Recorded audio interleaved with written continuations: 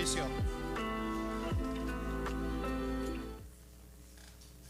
All right, good evening, everybody. If we could find our seats, that would be wonderful.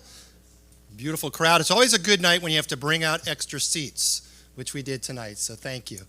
Good to see everybody. My name is Paul Frischman, and I'm privileged to be the CEO here at the Galbert Family Miami Beach JCC on the Simpkins Family campus.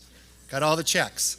And I welcome you to our beautiful agency. Just a show of hands, whose first time is it in this building? We always like to see, not you, I know.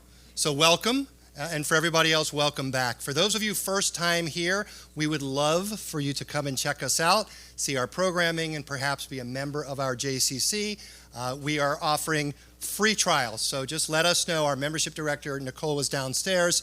Let myself know. We'd love to have you come back and try out all of our wonderful services. Here at our JCC, if you don't already know, we serve about 6,000 total individuals through this state-of-the-art facility that we have. We have award-winning programs for social, cultural, recreational, and educational programs, so we would love to have you connected. I want to welcome everybody also on behalf of our board of directors. Our chairman, Michael Tobin, is in the back, so hands up, Michael. We have two of our board members here, Randy Lawrence and Mark Lehman, I saw. There they are. All of our board members in the back row. What's up with that? Okay, I want to thank everybody. Tonight's program is actually a partnership program with the Michael and Russell JCC, so we thank them for the mutual efforts and a wonderful partnership that we have with all of our JCCs here within the community. I was told that I must tell you about a program that we have tomorrow evening. It's kind of a last-minute program, but we're so honored to be bringing this here. It is actually Come Hear the Stories of Survivors. Two of the survivors from the Nova Music Festival are here in our community. They will be here at our JCC. I was told it's free of charge, correct? And that starts at 6:30. So please, if you're interested, I know we all are, in hearing their story, come here tomorrow night at 6:30. Right? Is that it? Did I get it covered? Okay, good. All right, I want to thank a few people before we move forward. I want to thank our Adult Arts and Ideas chairs. We're calling it Ideas, right? Cultural Arts. And that's Matil Samankis-Bister, who is here. Matil, raise your hand, please. Thank you. Along with Linda Schechter and Holly Levy are our chairs. Our professional staff, Noam Shumak in the back. We thank her. Of course, Danny Reed did a great job pulling this all together. Danny, Debbie Sack. And behind the scenes is Mauricio Perez, who's running the show from the control booth. We will be taping this program, so if you know other people that couldn't be here, we'll make sure that we send out that link. And I can never thank our professional staff without turning to our development director and really supervisor of this department, Karen Sepsenwall. So thank you, Karen. We are really proud of the impact that we make, and specifically since October 7th, the programs and the outreach here within the community has been tremendous. The support for Israel, helping out, whether it be membership or programs or services needed, or raising money, and we're going to hear in just one second from our good friend and my mentor, Jacob Solomon. Incredible that this community has stepped up to help in every way possible. And here at our JCC, we're very proud of what we've done as well. In our room tonight, we're very privileged to have the following: CEO of the American Jewish Committee and a former chairperson of the House Ethics Committee, Ted Deutch. President and CEO of the Greater Miami Jewish Federation, Jacob Solomon. Our Consul General of Israel here in Miami, Maor, Elbaz-Starinsky is in the house. Regional Director of AJC, Miami and Broward, that's Brian Siegel, right here up front. And our favorite station and our favorite person on the station at Local 10, reporter Glenna Milberg, is back with us, and we look forward to her conversation tonight. And we thank her for always being supportive of that, and us. So with that said, I'm going to call up Jacob Solomon, who I know is anxious to come up and say hello to everybody.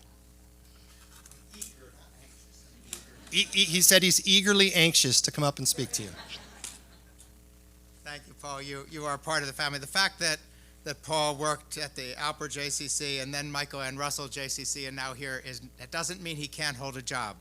I just want you to know that he used all of those previous positions to get him to the point where he could come here. And thank you so much for what you and your staff and your lay leadership do. I was asked to speak for a few minutes, introducing or at least sharing some comments about the topic tonight, and I'll do that in a second. But the words that I want to share about advocacy and about our community's response to the crisis in Israel is very much tied to the other speakers that you're going to be hearing from tonight. When people say to me, they ask me often and increasingly, including my beloved father-in-law, who was an Auschwitz survivor, who sits in front of CNN and just keeps saying again, I get the question implicitly from him, but explicitly from so many: is this the same? Is this the same as the 1930s? Is this the same as 1938? And I want to suggest to you that it's not. Mark Twain said, "History doesn't repeat itself, but it rhymes." And there's a lot going on today that does rhyme with what happened in the 1930s, but there's some really important fundamental differences. And I want to point them out to you, not because I'm feeling particularly optimistic at the moment, but because I think it's important as Jews. Abraham Joshua Heschel said that the 11th commandment is Jews are forbidden to despair. So I feel like in order not to despair, we need to look at bright spots, and I want to share some framing that's helpful for me as I go through these really, really difficult days. So first of all, there are three really big differences, at least, but three that enable me to sleep. The first one you're going to hear from our amazing and wonderful and hardworking and dear Consul General Maor in a few minutes. But the first one, and maybe the most important one, is Israel. And having Israel, I thought I was a Zionist on October 6th.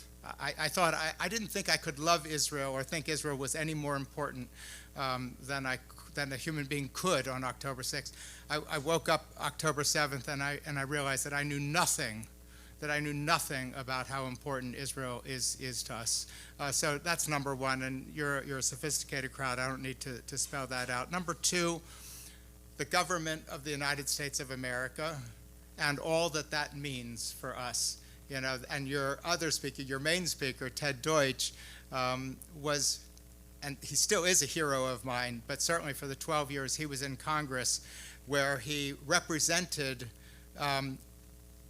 left to far left important social policy agendas and a strong, unapologetic, forceful Zionist. And Debbie Lipstadt, I think you all know, the special envoy to monitor and combat anti-Semitism, says if you want to be effective at dealing with anti-Semitism, don't point your finger at the other side of the aisle. Point your finger at your own side of the aisle. Remonstrate with the people who are of similar political ilk, and there you might be heard. If you just say, oh, well, that's them, you're not going to make any difference at all. Ted Deutch was an indefatigable champion of liberal Zionism, and God knows we need that right now desperately. Then the third thing that makes a big difference is us. Quite frankly, we used to take solidarity missions every month during the Second Intifada and then again during the Second Lebanon War. When we met with Ariel Sharon during those solidarity missions, he would start every meeting with he was prime minister at the time. Every meeting he would say, the most important strategic asset of the state of Israel is the United States Jewish community. Now, I don't know about you, when I hear the prime minister of the sovereign state of Israel saying that the most important strategic asset of the state of Israel is the Jewish community of the United States, I find it humbling, beyond humbling, and I feel like it's a call to service. It's a call to that requires a response. And I will say to you, since October 7th, we have responded. I think nationally the federation system has raised, we're approaching $600 million in these 4 weeks. The Miami Jewish community, it usually takes us about 14 or 15 months to close our annual campaign. I know we measure years differently.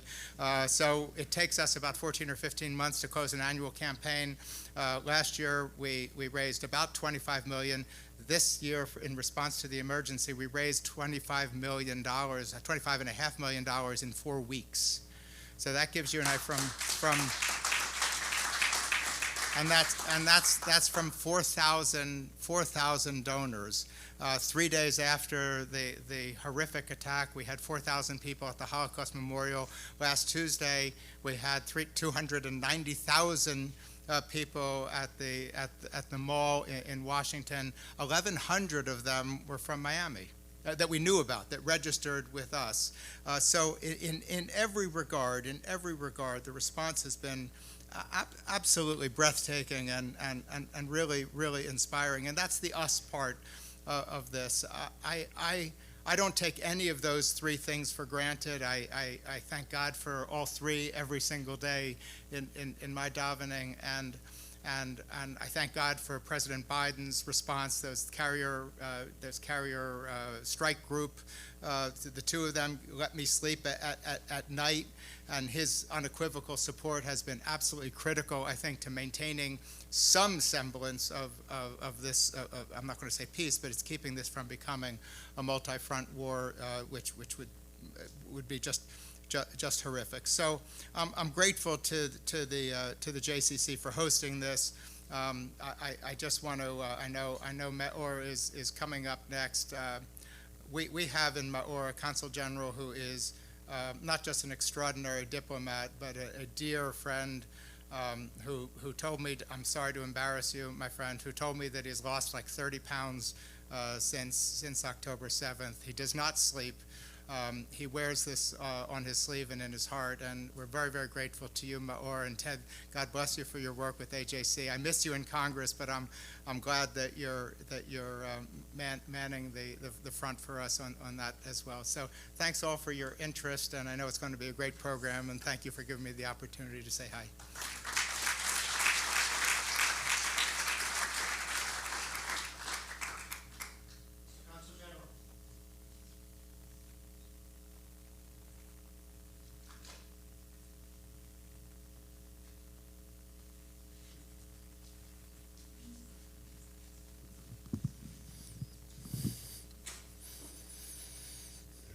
I'm always trying to reinvent my speeches, but words are lost on me in the past 2 months, but I will try. And probably few of you know that I'm also the Consul General for Missouri and Kansas, of all states. Obviously, some people in Jerusalem don't have maps, but I was supposed to be. I was invited by the governor of Missouri to join him tonight, just now at Monday 8 o'clock or something like that, for the Chiefs game in Kansas City.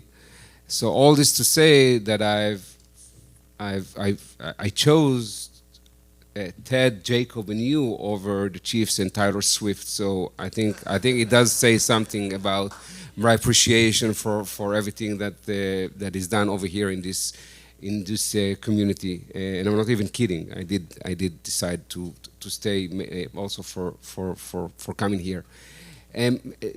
Jacob, as always, hit the nail on the head. This community, in peacetime, and I've been here 2.5 years. I'm not sure I can call it peacetime. I started 4 days before Surfside, and then we had, I don't know how many rounds of elections only during my tenure here, and then hurricanes and all that. But regardless of this, we did have normal times, I would say, if such a thing ever exists in Israel. And this community has always been extraordinary in the way they have maintained their relationship with the state of Israel, their dedication, the devotion, the commitment. But really, in the past 2 months, you have scaled up your involvement with the state of Israel, and I think it got to do with a few things, some of which Jacob touched upon, some of it probably Glenn and Ted will touch upon later. But first of all, is realizing, not that you needed to realize, but realizing even further or more the importance and the significance and the meaning of the state of Israel for the Jewish people. Because we always knew, certainly me coming from Israel, but the state of Israel is there. Some of us including myself, even took it for granted. We are strong, we are powerful, we are a regional superpower. And then the atrocities of October 7th shown us how fragile we are, as a state. Not that I think our existence is in danger now, but we are fragile because each one of these 1,300 and counting lives is so precious to us that we take it personally. We are affected. As Jacob said, I'm going around for the past 2 months with a void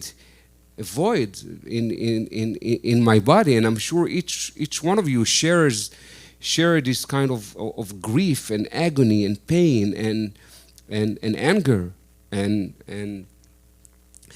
this is one of the things out of the many things that really distinct us from other people. But this is also one of the things that I think make all of us understand how important it is to keep Israel safe, secure, strong, powerful, and this can be done in one way only, and that's maintaining the connection with the United States of America, and of course with the American Jewry.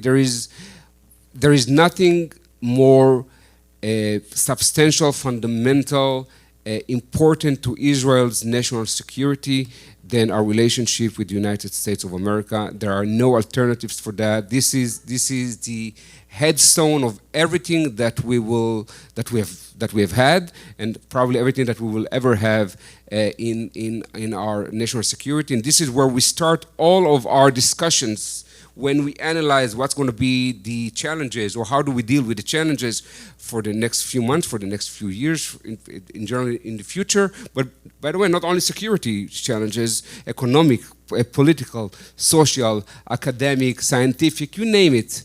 It always starts with our relationship with the United States of America, and you have a huge part in maintaining, strengthening this relationship.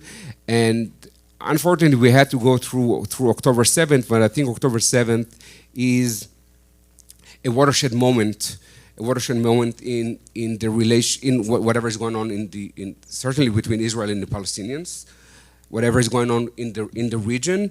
By the way, not only between Israel and the Palestinians, but between Israel and Arab countries, between Arab countries and themselves, between other countries in the world, really. And I've said that in my speeches in the beginning, because for many years when we dealt with the Palestinians, it is a very, very emotional thing for many issue for many people. But now the atrocity of October 7th is so clear, is so evident that it has nothing to do with territory, it has nothing to do with political motives, it has nothing to do with self-determination, it has to do only with evil against good. Good which is not perfect, good which has challenges, social, economic, political, etc., but good nevertheless, against evil. And it makes others, countries, individuals, organizations, etc., choose a side. And unfortunately, we see many choose the other side, but luckily or fortunately, we do see many stand on our side, and we are almost 2 months into this war, and I hear a lot of criticism about Israel's public diplomacy. What you hear about is Hasbara, why don't we get to the people? We do get to the people. We get to the people who matter. We get to the people who takes the decisions, and you guys, Ted knows it. We get to the Congress, we get to the White House, we get to the Elysee, and we get to Downing 10, and we get to I probably forgot a few other major buildings in the world. It is very hard for us, probably impossible, to fight with 8 seconds clip on TikToks, which many of the young generation are basing all their education on. By the way, also in universities. This is what they go to acquire knowledge and be curious and expand their horizons. And what they watch is TikTok, just for the sake of the example, TikTok and Facebook and Instagram. This is how they acquire their knowledge, and this is almost an impossible war. But I think in the end of the day, we are 2 months into the war, and we have dramatic, strategic successes, and we still have the support of the major countries in the world, foremost, of course, the United States of America, and I couldn't be more thankful to, and I'm glad that I don't need to be political over here, both to President Biden, who is really, I still watch his first speech after the atrocity, and it brings me to tears to see how genuinely he was in pain and care about the state of Israel and about the Jewish people, and he has taken all the deeds, sending the aircraft carrier, sending the armed supplies, and coming to visit, and sending Secretary Blinken and certain lawyers, and everything that we needed, and giving us all the time that we need to fulfill our mission. But also we are very lucky to live here in Florida, where the governor stood up against Iran, for the Jewish community, for sending shipments of supplies to Israel, etc., etc. So I consider myself very, very lucky to live here in Florida among this in this beautiful community, and I want to really, really thank you all. The fight of anti-Semitism that has risen its head, not that it was hidden, but really it feels as if evil has taken the mask off, and this is part of the choose sides, and the evil was just waiting for an opportunity or for an excuse to perform its atrocities or his behavior, and this is a long fight that we're going to be fighting together, but I will leave the others to maybe to discuss it. I was given 3 minutes and I'm already 10 minutes up here. Excuse me, I am married. I'm not used to be given the opportunity to speak. So thank you very much. Thank you very much. Thank you very much for having me, and the floor is everybody else's. Thank you.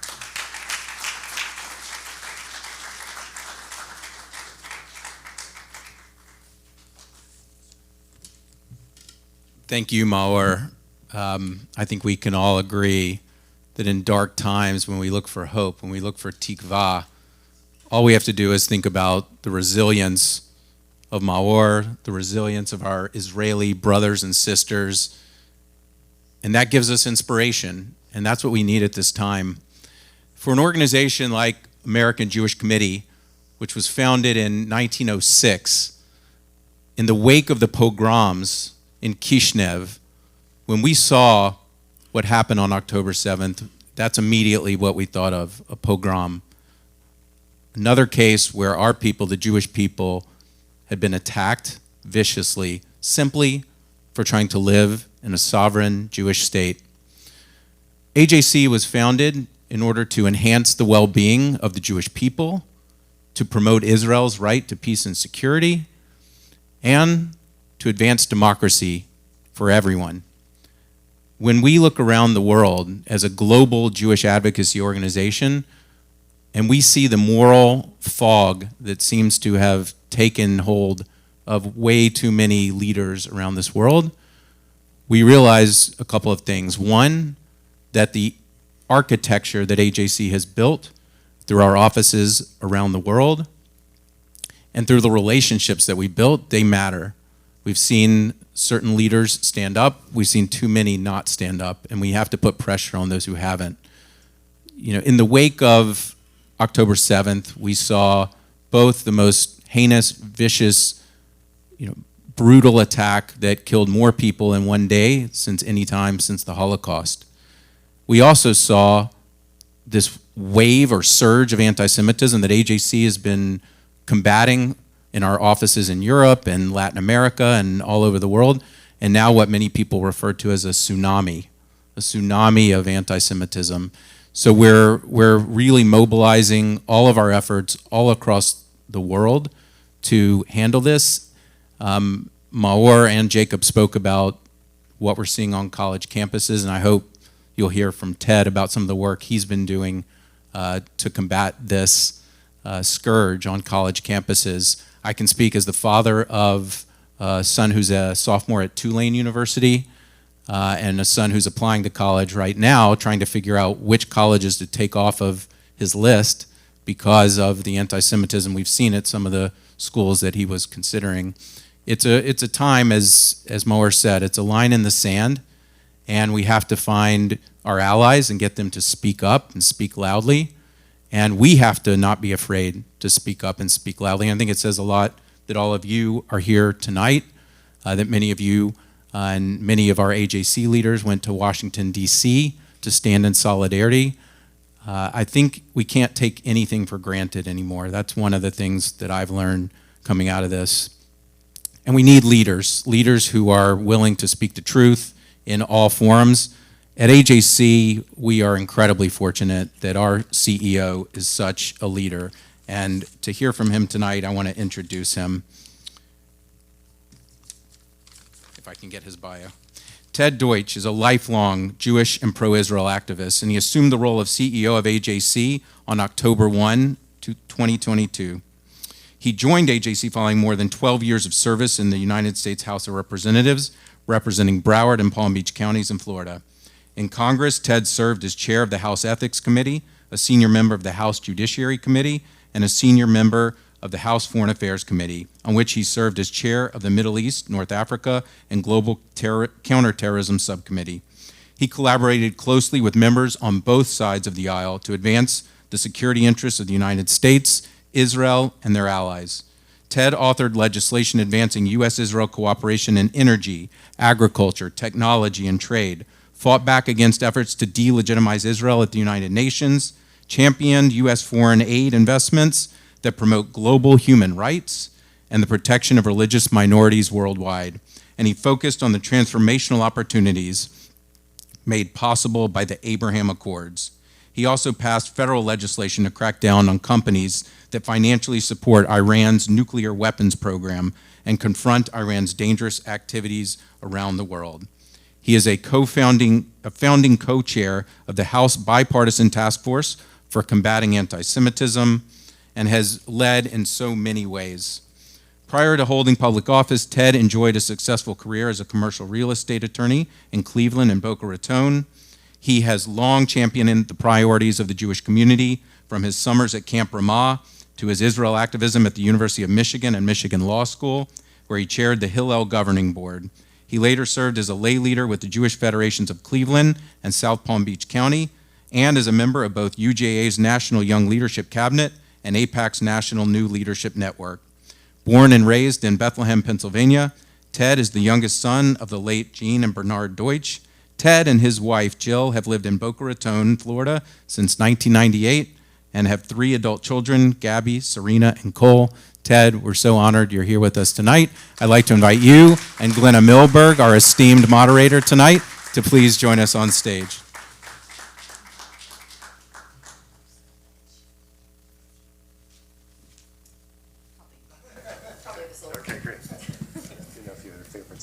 No.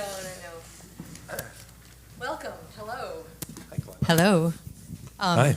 You know, my first question is, I'm dying to know if you miss Congress because it's such a calm and peaceful place now. No? Okay. Is that a rhetorical question? There's so many fun things going on that the chair of ethics might really want to delve into. So, it's great to have this conversation with you. I've been thinking about you a lot because we used to invite you on This Week in South Florida to talk about things like this. And I wanted to start out by talking about the response on October 8th. The first thing you hear from Americans looking for the metaphor was this was 9/11. This was Israel's 9/11. And then you think of what's transpired since then. And the world response to 9/11 was so much different. Why? It's a really important question that we keep circling back to because it's so important. First, I just want to acknowledge Jacob and Maor. The Miami community, and all of you know this, and it's great to be here, are blessed to have had Jacob at the helm of the Federation all of these years. And Jacob, I've only gotten to acknowledge that and thank you on Zoom screen, so it's nice in front of real people to tell you how grateful I feel to have had the chance to work so closely together and how blessed the community has been for your leadership. So thank you very much. And Maor, I don't think I've ever heard you talk about the timing of your arrival and what you've experienced since. And for those of us who care so deeply about Israel, it's been really remarkable the place that you've played in the political world, in the communal world, in the business community, seemingly being everywhere all at once on behalf of the state of Israel. And again, as with Jacob, as someone who's been privileged to work with you since your arrival here, I also wanted to thank you and tell you how much I appreciate your being here. And I also am going to be sure to tell my children that at least there was at least one person at tonight's event in Miami Beach who chose to be with me instead of Taylor Swift. No, I'm not giving them any details. I'm going to leave it at that. But it's great to be with you. A selfie would be in order there for them. Yeah, already done. Anyway, Glenda, thanks. Look, we talked in the days after October 7th. We talked about that because we wanted people to understand exactly what happened that day. And I was in Abu Dhabi on October 6th. We had a Shabbat dinner to really celebrate the promise of the Abraham Accords. And there were Israelis and Emiratis and Americans, and it was so hopeful. And there was such an incredible feeling about the future. And literally 8 hours later, everything changed. And as we were there and then spent that entire next day huddled together, all of us who were there, talking about not just what happened, but expressing the profound worry we all had about what this would mean going forward, we started even then thinking about how to talk about this in terms that people can understand. And it's as if tens of thousands of people had died on 9/11. And everyone understood on 9/11 and the days after. They understood exactly what happened, that America was attacked by terrorists and that America had a right to defend itself and had a right to respond. They focused on the lives lost. For months after, people remember the New York Times ran this portraits of grief for days and weeks and months, little blurbs about all of the thousands of people who died, and the country was united. And I know we'll talk about what's happening in Israel and how united Israel is, but there was maybe a split second where the world understood that and understood the horror of now 360 people, we've learned, killed at a music festival, and thousands of people injured, and over 1,200 people slaughtered, and people from all over the world, dozens of countries murdered, taken hostage, hundreds of people taken hostage, and everyone understood it at that moment. And the difference was how quickly that changed, and the fact that there were people in the streets literally in days marching in support of Hamas. And we made the point then, I mean, all of us thought this, all of us said this to our friends, we all talked about how outrageous it was. There were no protests after 9/11 in support of Al-Qaeda. People, the idea that somehow what happened on that day would be celebrated anywhere in America was outrageous. And yet that's what we saw in too many places. It's one of the things we've been battling since. Look, Jacob was right and Maor was right. The response from the United States, from the president especially, in the most powerful, the most profoundly personal way, helped set a tone that has guided the country. But what we've seen and what has been allowed in too many places is people failing to acknowledge exactly what happened that day at all. So how then, and when we see these rallies and marches and anger and signs in red, green, and black, these are people conflating what essentially is a historic land dispute, which is a very emotional topic and very nuanced, conflating that with a terror attack. That's what I've seen on television in the crowds from the people chanting things that they don't even understand what they're saying, how do Americans who you say were marching for Hamas, how did they somehow conflate a horrendous atrocity with a land dispute? How did that happen?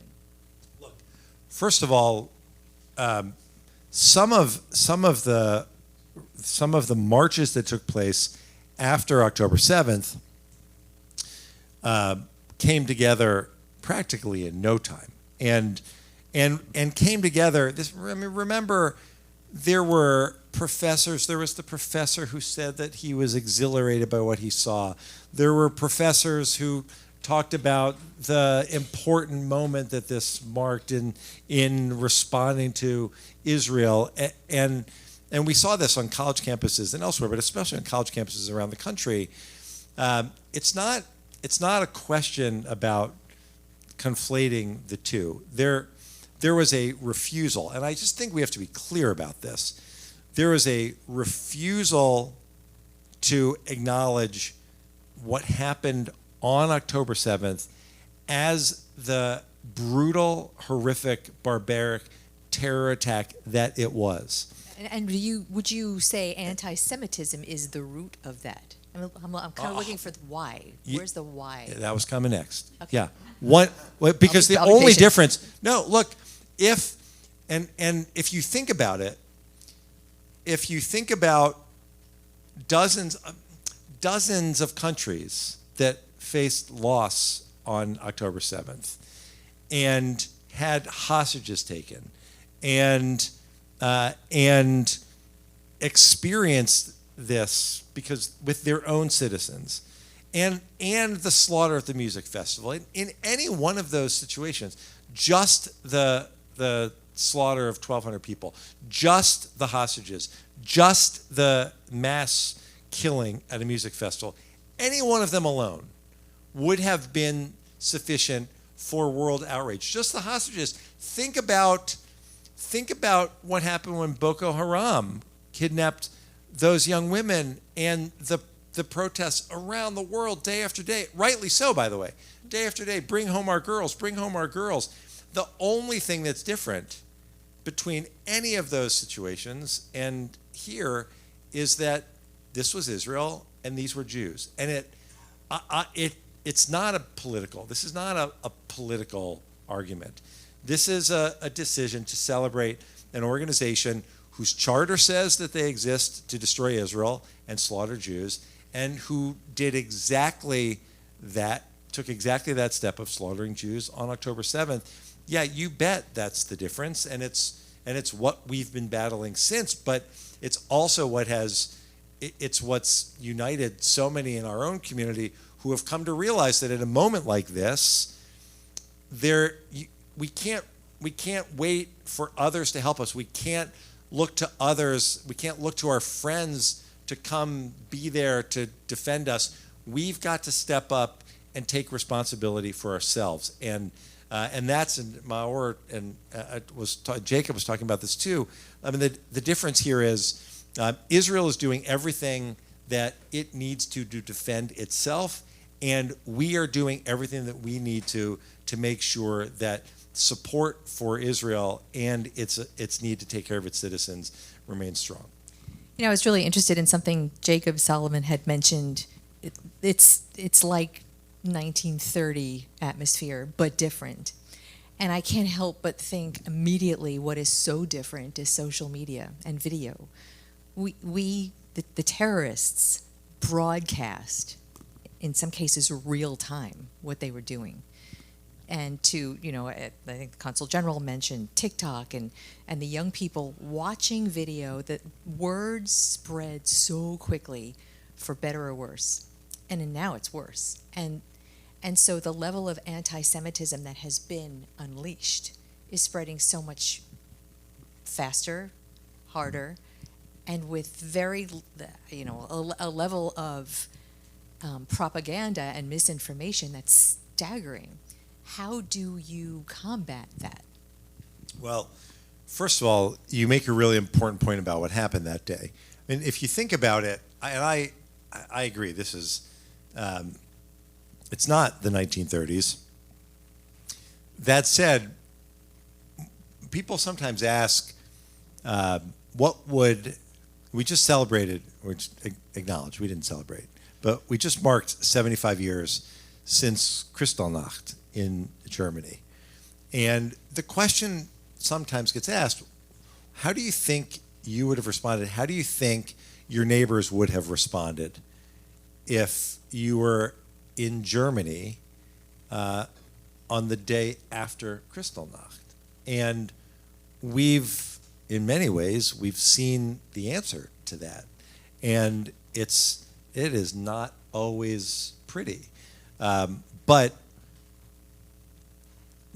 things are different this time. Also, by the way, another difference, the Nazis, while this is, I would not make this direct comparison, but the Nazis, while they filmed everything, they filmed it for later. They tried to hide everything they were doing. I mean, it was close to the end of the war when the UN showed up at Theresienstadt, and the Nazis came in and tried to pass it off as a great cultural arts center, and they were singing and doing plays, and that's what people should see. Hamas showed up. They were essentially Nazis with GoPro cameras. They wanted everyone to see what was happening as it was happening. And then getting to your point about social media, the depravity of what they did, there are 1,000 examples, but the example that so crystallizes how horrific this was the fact that they used social media on the cell phones of the people that they killed to, in some cases, broadcast it, in some cases to show the families of the people they killed exactly what they did. It is a level. I watched. We did a screening of the 47-minute video that was compiled with footage, some from security cameras, much of it from postings and GoPros and other ways that the terrorists collected these images and this video, and it's incomprehensible how horrific this was. And so now today, if I may, when it comes to social media, look, we've had conversations with the highest levels of the social media companies, and they have rules, they have standards for their social media accounts. They're not following their own standards. There's a whole lot more that needs to be done to make the social media companies accountable for what they're posting. But then also, we've worked really hard to make sure that we're helping people understand what the truth is. Yes, too many people rely on TikTok for their news, but if they're doing that, we want to make sure that people understand that there's no longer any question about whether you can make comments about, you can chant from the river to the sea, you can talk about intifada, you can talk about Gaza genocide, you can call Israel a colonial settlist enterprise. There's no longer a question about whether that's anti-Semitic or not. The people who are doing that now are the people who support Hamas, the terror group that slaughtered so many Jews in Israel and others in Israel. We want people to understand the origin of those terms, what they mean, what it ultimately calls for in terms of violence and the destruction of Israel. That's another way that we try to push back against what people are seeing. And that's so critical because, to your point, it can't go away. And the propaganda and the buzzwords, and you see that, you are a political campaigner, buzzwords, slogans, talking points are critical for helping people understand something very quickly. So on college campuses now is really probably the ground zero of where you see all of this manifest. So I remember when you were in Congress, you were, especially during COVID, you were like the king of Facebook videos. I found those very, you're laughing, I found those very instructive.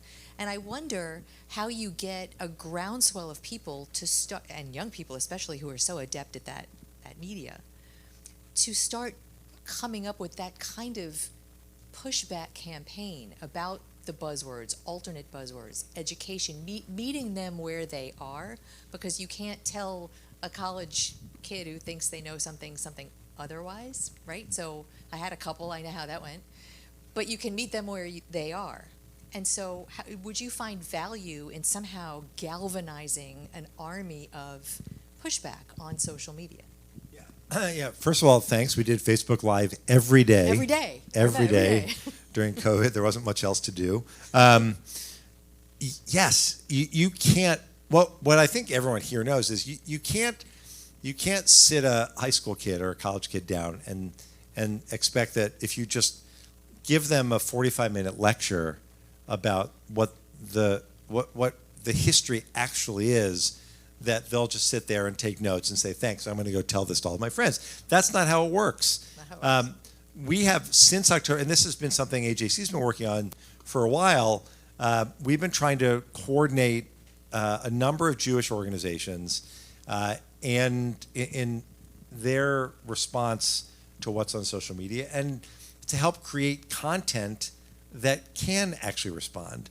And some of it to be shared on social media accounts like AJC's. I would encourage people to follow. We're really proud of what we've been putting together. But some of it also created a white label, as they call it, accounts, so that what is white label? So the idea is there is a limit on how far something will go viral if it's stamped American Jewish Committee or any other Jewish organization. But if it's just a good meme, if it's a good slogan, if it's a good video, and it's produced and influencers will share it, then it can go a lot further. And so we've been involved in a lot of that, helping people understand what Hamas really is, helping people with today, as a matter of fact, we posted, and I think it was great. We posted a whole series on Instagram of short descriptions of what these terms are, these lies that Hamas supporters are advancing, what those lies actually mean.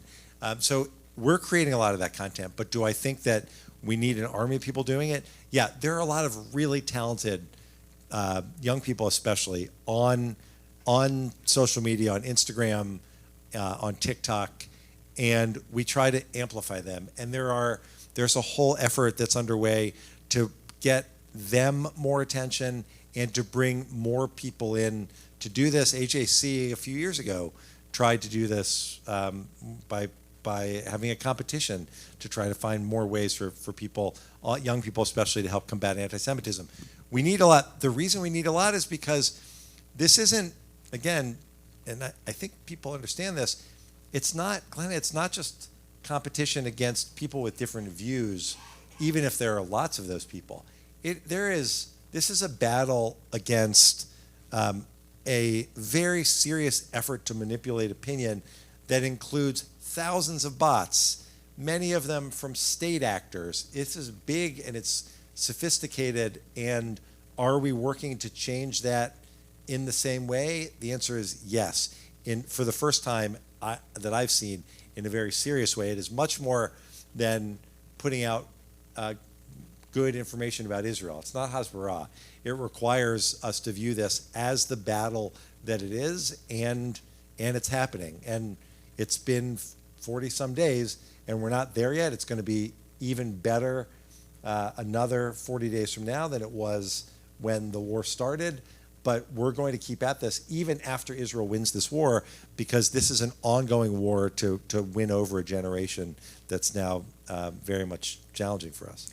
And watch, and also, besides that, watching in real time the destruction of Gaza and civilians, and in just kind of picking brains and talking to people, where are you? Why do you think that? It's almost like a young generation looking to be the champion of the oppressed. And somehow the civilians of Gaza have become the oppressed. And so to change that dynamic for someone who sees themselves as a white knight for an oppressed people, that's the challenge, to turn the generation. Right. And when when the whole world is defined as either oppressor or oppressed, and there has been a massive effort to ensure that people don't actually understand, for example, that the majority of Israelis are people of color, which, by the way, really throws off all of your arguments about Israel being a white colonial settler enterprise, or the diversity of the American Jewish community. When people don't understand that, then it gets squeezed into that either or. I've been to a lot of campuses lately. AJC has we have a campus global board with students from across the United States and around the world. We've been engaging with them throughout this entire war. I was up in Boston recently. I met with students at Harvard and at Tufts. Done the same thing at Penn. Done the same thing at campuses around the country, and the students that we meet with, our leaders and the people that they bring together, on the one hand, this is a really challenging time, and you can't sugarcoat that. Look at what happened at Cornell. Look at what's happening. Look, I spent a lot of time in New York. The stickers popping up around Columbia and Barnard that say Zionist donors out of our campus. I mean, the fact that the things that could never be said anymore about Jews, they now just replace Jew with Zionist, and somehow on too many campuses, the university presidents and administrators shrug their shoulders and say, "What are we going to do? It's academic freedom." Why do you That's think what that we're is? fighting. Why do you think that is? Where is the response from the academic elite? Where are the people who are supposed to teach young minds to be critical thinkers and nuanced discussions? Where are they? Because it comes from the top, right? That's the issue. Right. So we engage with a lot of university presidents and provosts and deans of student life. I had 2 conversations last week with university presidents from major universities, and one of them said something really interesting. That first of all, there's a whole new, what I would just refer to as a freshman class of university presidents. There are, I think it's somewhere between 16 and 20 of the top universities in the country have presidents that are brand new, and they're trying to figure this out. And some of them are doing an okay job, and some of them are doing a miserable job. And the ones who do a miserable, and some who have been around for a while. I mean, Ben Sass is new at UF. He got it. I actually think his political background helped him understand what's at stake at this moment. Julio Frank has been around a little bit longer, but also understands that you can't equivocate. And at too many campuses, and what this president told me last week, she said, "Listen, I put out a statement and I try to be clear about anti-Zionism and anti-Zionism being anti-Semitism in light of what we're seeing. And I had all these professors complain to me about what we did." And she said, and she's not backing down, but she said what happens is that a lot of the administrators' response is, let's try to thread the needle. Let's try to come back and redo the statement and tweak it a little bit so that we're not really offending anyone. And at a moment that requires real moral clarity about, like, this is not two sides of a political issue. And for the people who complain about the images from Gaza, they're completely right. The images are terrible. Everyone mourns the loss of civilian life. I just wish more people would acknowledge, and we certainly make this point every day, that Hamas is responsible for what we're seeing. One, because if Hamas were to surrender, if they were to give up their arms, then there would be no more war. But two, because as there is war, Hamas continues to use their own civilians as human shields. They make no bones about it. They view their own civilians as martyrs that they can put up, hoping that they'll die so that it might contribute to some stories that will help them advance their own outrageous narrative. That's the challenge that we have right now. And for university presidents, there's not an either or. You're either on the side And we said this in the days after, and nothing has changed. You're either on the side of Israel, which is the side of civilization and democracy and a brighter future for everyone, which would include Palestinians once Hamas is defeated, because they're the biggest impediment to anything meaningful ever happening in Gaza, or you're on the side of terrorists that commit these kinds of barbaric acts. It shouldn't be hard for university presidents to understand that. Sadly, for too many it is. We're engaged all over the country in pushing them to make sure that they see that so that they can act accordingly, because if they don't, their own campuses are at risk of being places where entire communities are silenced, and that's certainly not within the campus. That's not the campus setting that any of them claim that they want to create. You know, listening to you makes me realize that not only social media, the whole social media landscape and how detrimental that is, but the mainstream news itself that college presidents, that everyone responds to and watches. You know, I don't know if everybody is a flipper like I am. I guess you might be, but there's so much, not only misinformation, but what's so damaging, I think, is the word choice. People who are in a position to report on any given day that don't realize or don't understand or don't have the time to really know what they're talking about. How serious, how concerned are you about the state of the day-to-day reporting of not only the war, but everything that surrounds it? How concerned are you that this is making your job a lot more difficult and putting U.S. Jewish people in a lot of danger in some ways? Well, I mean, very, very much so. We're very concerned. I've had several conversations with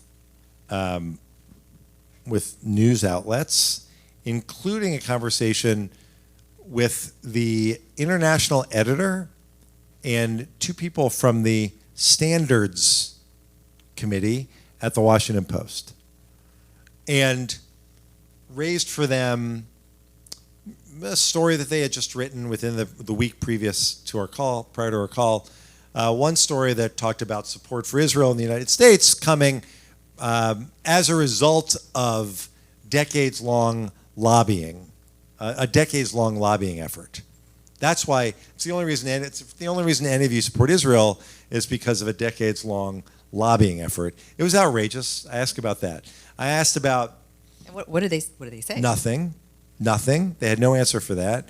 I asked about the fact that when they talk about the hospital in Gaza, the hospital, which, by the way, I think we all can acknowledge, the criticism. First, everyone said that that Israel had no business going after the hospital, the Al-Shifa hospital, that there were no tunnels there, that there were no hostages there, that it was outrageous, and all the humanitarian groups, the human rights groups, chimed in.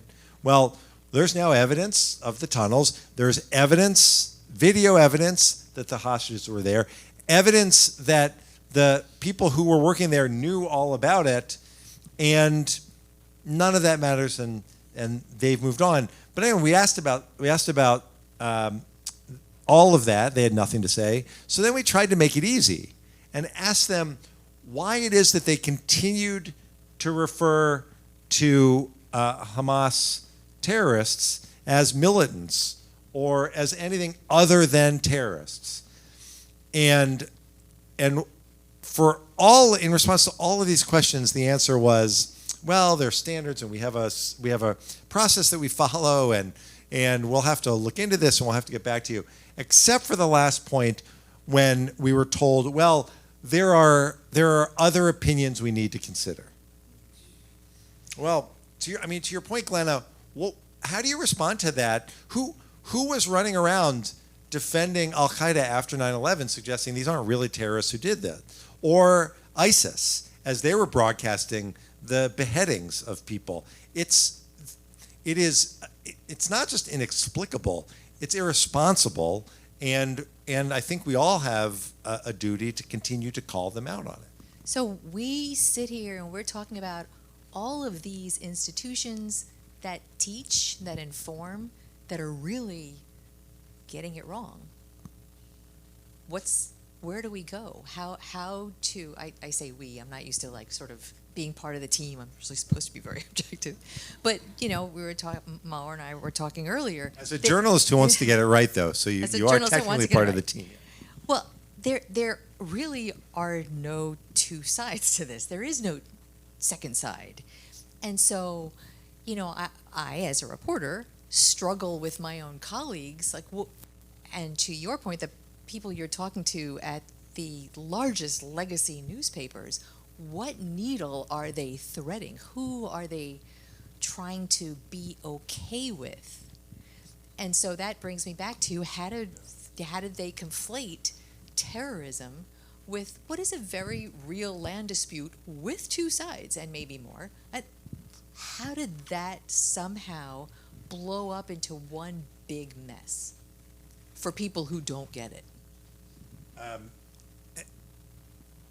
I was in Israel a couple weeks ago, and we had dinner with Yossi Klein Halevi, really good friend of AJC, brilliant writer, who told us about, because this gets to your question, he told us that what he was worried about, what he was seeing happening, was that it wasn't just the rewriting of what happened on October 7th, which would be bad enough. I mean, we all have complained about AJC has worked with social media companies. We've worked with and raised issues with political leaders who have engaged in Holocaust revisionism, Holocaust distortion. They try to rewrite history. In this case, it would be bad enough if they were trying to rewrite the history of what happened on October 7th, less than 2 months after it happened. But as Yossi pointed out, it's worse than that. It's an effort to try to adopt the narrative of October 7th as their own, as if, and we saw this just yesterday when the PA said that there weren't 360 people killed by Hamas at the music festival, that Israel, Maor, right, that Israel was responsible for killing the people in the field. Now, they took down the post after everyone pointed out how outrageous that was, but this is the challenge, and it starts from the fact that there has been this ongoing effort to create a narrative that ignores history, that ignores, you can't talk about, and that frankly we for too long have accepted. There have been too many there have been too many efforts to try to, within the community, frankly, to try to thread the needle, to suggest that, well, from the river to the sea, well, yes, the origin is terrible, but today it doesn't. They don't really mean it the way they say it, and same is true for these other phrases. The fact is, the mask is off at this point. After you go out to support Hamas terrorists, then you're actually, everything that you've been saying, it becomes clear what you were trying to accomplish.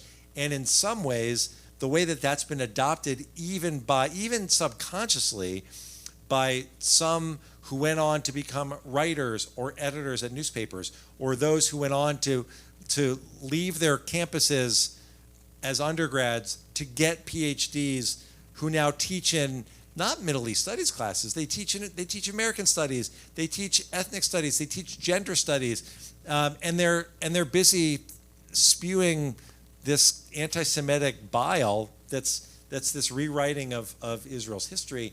That's the moment that we're now in, and so it requires a serious, both immediate response, which I've described, but longer term, it requires us to make sure that universities continue to act, to enforce their own codes of student conduct, to enforce the rules that are in place for professors, not to silence anyone, but to protect free speech on their campuses, to have viewpoint diversity that actually respects Jewish students and Zionists, whoever they are, and to make sure, finally, that the idea, this was before October 7th, but the idea that somehow it's acceptable that what happened at the law school at Berkeley, where student groups said, a whole slew of student groups said, if you support Israel, you cannot participate in our groups fighting for women or climate change or civil rights or whatever the other efforts are, that we never tolerate that on any campus. Which would take the kind of education to dismantle the notion that Israel is a colonizing place, because that's where all that comes from. The desire to be the social justice warrior, to save the oppressed people. Right. And you see that in social justice organizations. I mean, I have a lot of friends who work in social justice organizations locally who I was gobsmacked to hear them repeating so many of the, smart people, attorneys even, repeating some of the talking points of the oppressed and feeling like that's their mission, heartfelt, with good intention, and so miscalculated. But that's part of the problem with social media is people wind up in their own echo chamber, and when everyone in their echo chamber is talking about the need to fight for immigrants or fight for racial justice or fight climate change or fight for abortion rights, and that's the people who are posting all the time, and they read and they nod and they nod and they nod and they nod, and then all of a sudden they start talking about stopping genocide in Gaza. They don't know anything, and so they just keep nodding and they keep reposting, and yeah, that's what we're dealing with. I talked to a law student who wants to work in public interest law, and is afraid to, and she's a staunch supporter of Israel and morality and truth. And given that combination, would very much like to, and in a normal world, would be posting regularly about what's happening in Israel, but she's afraid she will not be able to get a job in the public interest setting because she will be cast aside for her views. Wow. That's what we have to fight. But Glenn, I just want to point out, it's not just about that. AJC does work all around the world. We have offices across the United States and all around the world. I was in Germany a few weeks ago.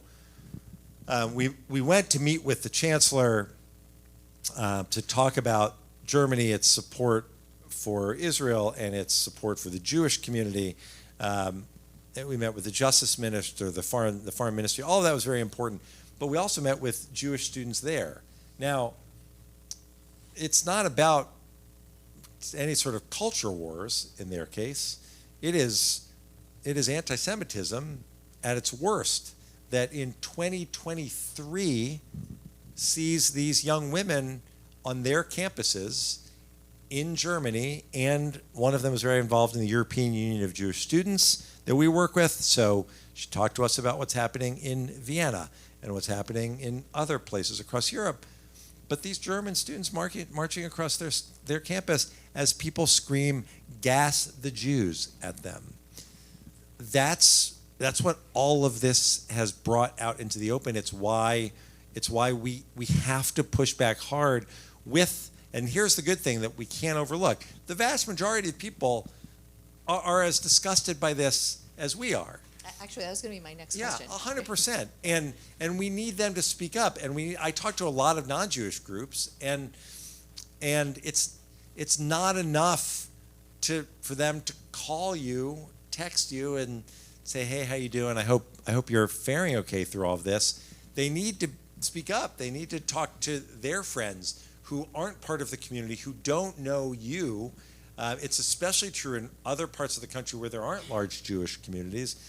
We need to hear from them. We need to hear from leaders in politics. We need to hear from leaders in business. There was a letter there was a letter sent by a number of law firms to law schools. I don't know if people saw this, led by a friend of ours, good friend of AJC, who helped draft this letter that was on its face very reasonable. Doesn't expect anything other than for people to acknowledge, essentially, if you're supporting anti-Semitism, you would never support anti-Semitism, the call for murdering Jews, the destruction of Israel. You would never tolerate that, and your students shouldn't be subjected to that on your campuses. And we're watching. We expect that you're going to take whatever action is necessary to make sure that your campus doesn't tolerate this. It got a lot of attention. It was really important. We're now working with a whole host of industries, from finance and real estate to healthcare, to generate other letters like that puts CEOs on record, showing the leadership that they need to, the moral clarity that they need to at this moment. That reinforces where most people are. They just need to hear it from our leaders in society. 100%. So because I have an internal producer clock and an alarm just went off, I'm guessing our time is probably running out. Am I right? Well, because I was in politics, I heard the alarm and just blew right through it. So in my business, they cut your mic. So I guess, do we have time for a couple of questions in case anyone wants to? Hand is up. Is there a microphone? No, maybe I'll. Oh, all right. Was I supposed to leave time for questions? Thank I you, just went a little Representative rogue. Deutch. Firstly, I want to thank you for everything you've done in the past. I have a relationship with the Boca Raton Synagogue, and I would always see how much that synagogue loved you, and they're like leaders in their community. And I thank you for everything you've done on behalf of Israel. There's something, I basically have not slept in 6 weeks. We were in Israel when the war broke out. We have 2 married children with families that live there. We have 13 immediate relatives that live there, although all 9 million people that live there are my family as well. And what you said was so true, that it's a crazy thing. You feel it with every part of your body. But I read a very disturbing article yesterday by someone named Gary Wexler. And then I saw it circulated more, and he's involved in like advertising, but he's also a professor in the University, I think, of USC. And what he said, are you familiar with him? And what he said was 25 years ago, he represented the Ford Foundation, and he was in Israel, and he went, and it was right when the Oslo Agreement started, and he said that he went and he met all the Jews, and they were like so giddy and excited about the prospect of peace, and there wasn't one Arab that he met that felt that way, and everyone said, you have to meet, and I wrote down the person's name, which I don't remember, I could look, but when he finally met with him, he sat him down, this person, and he said, I know about you, I know where you went to school, and he listed every job that he ever had, and he said, we are learning from the Jews, he said, and we are going to your college campuses, and we are going to do what you've done. We are going to educate the people. We are going to teach them that what Israel's doing is horrible, and so on and so forth. And so I think one of you said that, like I say to my husband, how could it possibly be that they have all these organized protests 2 minutes afterwards, and signs and flags and hundreds of people in 2 minutes? And I believe that this was planned, and where was our Jewish community? We were sleeping, and this is, I know I don't mean to sound disrespectful in any way, shape, or form, but I'm thinking what went on in college campuses is hardly a surprise. In Columbia, they were known for professors that were anti-Semitic. And I mean, I'm not a leader in this, so I take responsibility like everybody else. But I'm saying, moving forward, what do we do? I feel like this is such a pivotal moment in history. What do we do moving forward? Do we make a summit of the best Jewish people and non-Jews that care about humanity? What's happening today, it is deeper. They have trained these people. They're in the universities, just meeting with one person and one thing. It's just, this is such a huge problem. I feel like we need to address it in a very serious way. I'm not sure how. Is it like all the federations and the head people there and all the major Jewish organizations? We have such wonderful, committed professionals and lay leaders, and we need to figure this out because this is almost our last chance. It's scary. And thank you. First of all, in about a week and a half, the community organized a rally in Washington with 300,000 people. And it is, so I take your point about, and I saw that article, about what has transpired. But I only have one direction to look. We only have one direction to look, and that's forward. I did an event last week with Barry Weiss, and we were in conversation, and she tells the story. She said, 20 years ago, I was a student at Columbia. I told people, this is actually a very telling story. She said, I told people what I was hearing in my class, and I told people in the Jewish community, and their response was, oh, don't worry about it. These students are going to graduate, and they'll all get jobs in finance and consulting, and they'll all forget about this because they're going to have families, and they're going to buy homes, and none of this will matter to them. And in fact, what happened was they all went to grad school, and that now they're the next generation of teachers teaching this even worse version of what she had experienced. So I acknowledge all that happened.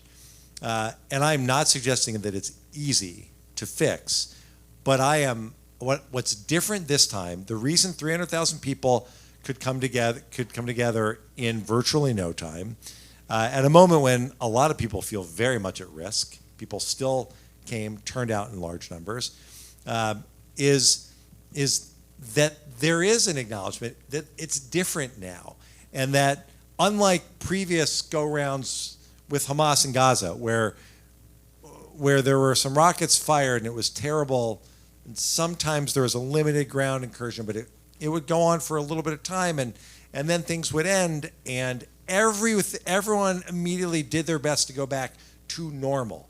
There is no going back to normal. There's no one at AJC, there's no one at Federation. The collaboration now, by the way, between AJC and federations and ADL and the Conference of Presidents and Hillel and all is greater than has ever happened before. I mentioned the work that we're doing in the communication space with other organizations. Everyone realizes that this is a battle now for the long haul. And while what happened on October 7th was the worst day for I think for most of us that we can ever remember, because it was so terrible, because we're now coming to grips with these issues that we've been discussing, this battle is just picking up. As Glenn, as I said, this is why the effort to fight back on social media isn't going to die down. It's only going to become louder. It's why the focus on campuses and ensuring that campuses are places that don't tolerate the moral ambiguity that too many professors are too happy to engage in can't continue.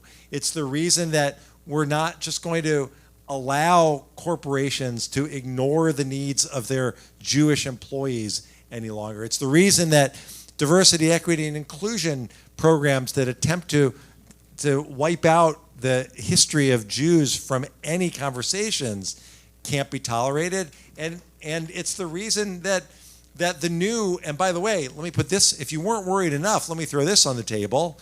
It's the reason that the new effort to instill the worst kind of anti-Semitism in K through 12 curricula through liberated ethnic studies, that can't be allowed to flourish as it moves from community, from school district to school district, which is, again, that's what's different now. Yes, no one's happy about what's transpired thus far, but there is more happening now than I've ever seen before.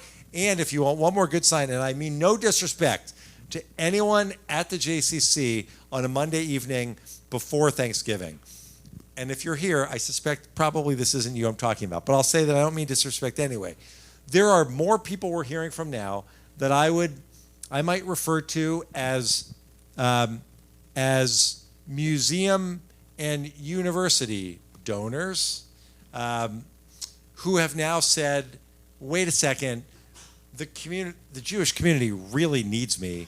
All these things that we need to do, I need to be a part of that, and that's not going to change either. So, yeah, as we were in Israel, I think it was Ron Dermer likes to now phrase this. He said, he was talking about Israel, but it's true in the United States as well. He said, you've awakened the sleeping Maccabee.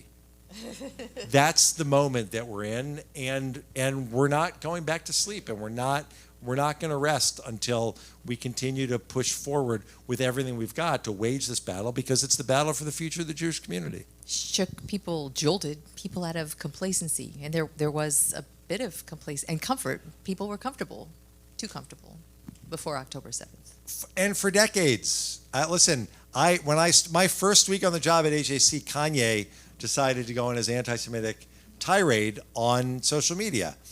And it was awful, and it prompted, on October 6th, if we were having this meeting, October 5th, I would have said, it started it, because I said it all the time, there was this focus on anti-Semitism in the mainstream media that I hadn't ever experienced before.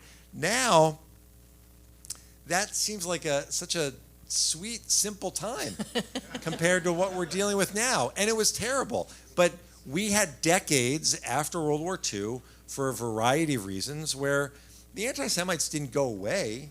They weren't welcomed in society. They weren't welcomed by the far left, and they weren't welcomed by the far right. And now, sadly, we see it on both sides. And when Holocaust-denying anti-Semites are welcomed by prominent figures in politics, that's a threat, and we have to confront it. And when so-called progressive members of Congress take outrageous positions and lie about what's happening in the Middle East, we have to call that out too. And Glenn, I just haven't said this.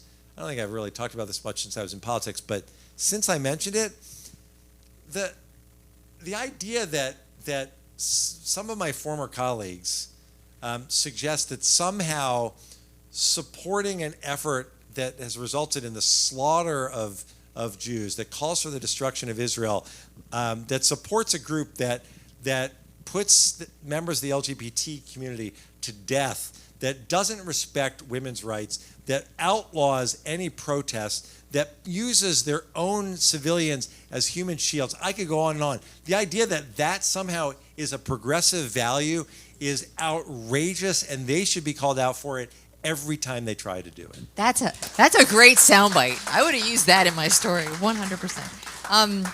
Madame. I'll deliver my. I'm a full service person. My name is Regina Bisk. I'm from the age of the dinosaurs, so all of this is relatively new to me. I think there are a group of people that are called influencers. They have, like Taylor Swift. You have a TikTok account? You need a TikTok account. I mean, they have what? She has 50 billion or multi-million followers that will travel to the end of the earth. I think there is a group of influencers, regardless if they're Republicans or Democrats, that appreciate their role, whether it's for their ego. And I would target these people to at least learn and be a voice of the Jewish community. Thank you. That's good. It's kind of what we were talking about earlier. Okay, thanks. Look, we would be thrilled if every social media influencer spent time talking about how outraged they are by anti-Semitism. We've done.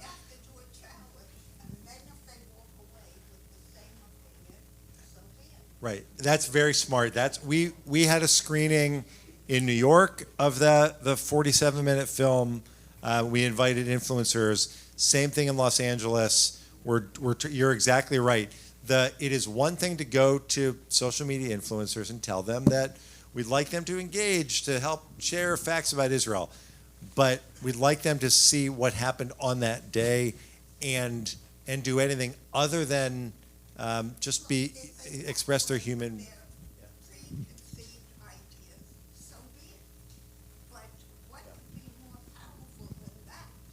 It's impossible.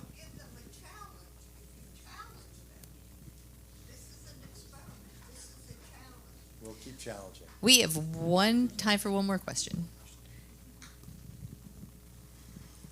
My name is Rebecca Kravik, and I feel very honored to have you and all the speakers, and I'm very grateful. My question is the following. How do you evaluate the performance of the United Nations after all these horrific acts? And I would like very much your opinion, because that really bothers me a lot. Okay, thank you so much. Me too.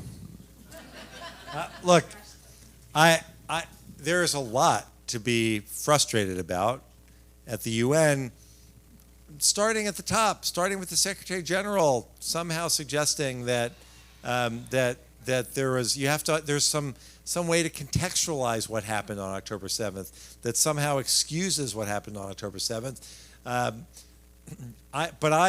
If I'm going to use the United Nations for anything, it is pointing out in every conversation that I have, every argument that I get into with people who don't understand history. I don't need to walk them through all of history. I'll point out that Jews have been in Israel for 3,000 years, and that Jews were there through the Romans and the Greeks and the Crusaders and the Ottoman Turks and the British, and that it was actually the modern state of Israel was casting off the colonialists, casting off the British, so that the modern state of Israel could reborn. Yes, I'll talk about all of that, but that conversation always ends by realizing that the people who are throwing around the lies love to talk about the UN. And if they care about the truth at all, then everything I described, that entire history that led up to the founding of the modern state of Israel, led up to the moment when the modern state of Israel was created by the United Nations. That's the reference that I make to the UN. What they're doing today, their refusal, this is a much longer conversation. We push the UN. AJC worked with lots of others to really push the UN and the Human Rights Council for the first time to obsess about something worthy of their obsession instead of obsessing about Israel, and hold a special session focused on Iran and Iran's brutal crackdown on women and on protesters. The obsession that they have with Israel, the refusal to acknowledge facts, is an ongoing challenge, but ultimately we have a place where we can speak to the world. The Israeli ambassador to the UN, Gilad Erdan, does an excellent job doing that. U.S.'s ambassador, the United States ambassador, Linda Thomas-Greenfield, does an excellent job confronting the rest of the world for these feelings, and it gives us an opportunity to continue to engage with others. All of that said, on October 10th, I think, we had an event at our office in New York. We had close to 100 members of the diplomatic community from New York, most from the UN, representing over 60 different countries, all of whom came to show their support for Israel. So the body as a whole has a lot to be desired. The fact that we have one place in New York where we can work with so many countries more and more who are standing on the side of Israel against the still majority, but shrinking majority of countries on the other side. That's on the whole what we take advantage of. And finally, because I want to end on a good note, AJC is an office in Jerusalem and an office in Abu Dhabi. We have been on the ground in the Gulf for years before the Abraham Accords. We have been committed to strengthening the Abraham Accords and to working toward normalization between Israel and Saudi Arabia. When Israel wins this war, which they will, we will be in a position to immediately turn to what is the best way to push back against the terrorists, which is to expand the number of countries in the world that recognize Israel and have normal relations with Israel. That will include countries in the Arab world who are only too happy to see Israel put an end to Hamas, who are grateful to see the United States send aircraft carriers and nuclear subs to the region, and who recognize that the future of the Middle East and the future of the world lies not in the efforts of Iran and its support of terrorism throughout the region, but instead lies with Israel and the United States and those who advance freedom and democracy around the world. That's the world that we are working toward, and that's the way we have to envision a stronger future for Israel.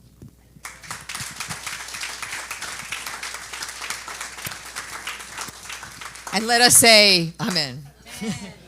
Thank you so much. It's been great to hear you and your passion and your Thanks, Glenna. And I now I can say this because I'm not in politics anymore, but I did lots. I think I want to just acknowledge Glenna Milberg. I did lots of interviews on TV all throughout Florida and around the country. And as Wendy knows, I always loved going on with Glenna because she was fair and thoughtful and smart. And that was all on full display tonight, and really appreciate it very much. Thank you. Thank you for that. You want to be my agent? Thank you so much. You. Thank you. Thank you, Mr. Deutch and Glenna. Thank you, everyone, for coming. We hope that you enjoyed it today, and we hope to see you tomorrow night for our event that we have here at 6:30, the same room. And it's going to be an interview with the hostages from Nova Festival, and it's going to be a big event. Please pre-register if you can. It's going to smooth our process downstairs. The event is free of charge. Thank you so much for coming, and please look out for our newsletter for new events that we're making in the making. Thank you. Good night.